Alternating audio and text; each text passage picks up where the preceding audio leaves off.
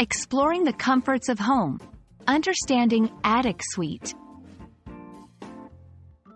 Hello, everyone. Welcome back to our channel, where we make learning English easy and fun. In today's video, we're going to explore a fascinating term often used in real estate and home design, attic suite.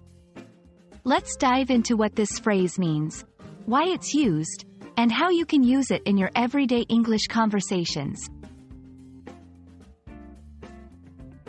First, let's break down the term attic suite into two parts, attic and suite.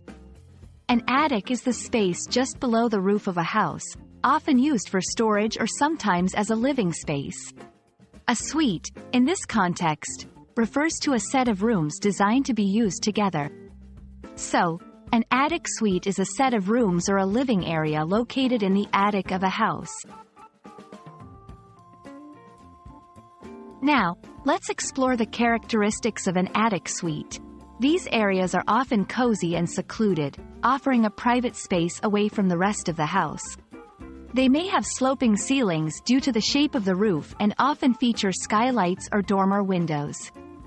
Attic suites can be simple, with just a bedroom and a bathroom, or more elaborate, including a small living area or even a kitchenette. How do you use attic suite in everyday English?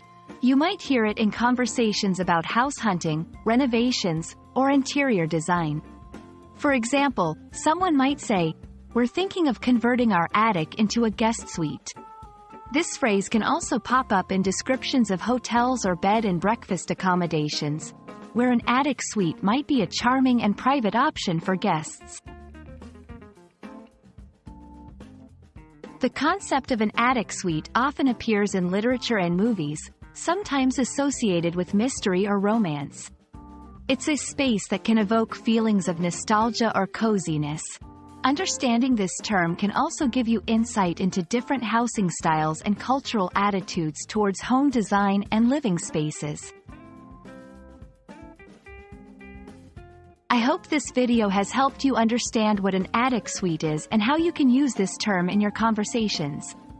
Remember, learning English is not just about words and grammar, it's also about understanding the culture and context behind the words. If you found this video helpful, please give it a thumbs up and don't forget to subscribe for more English learning content.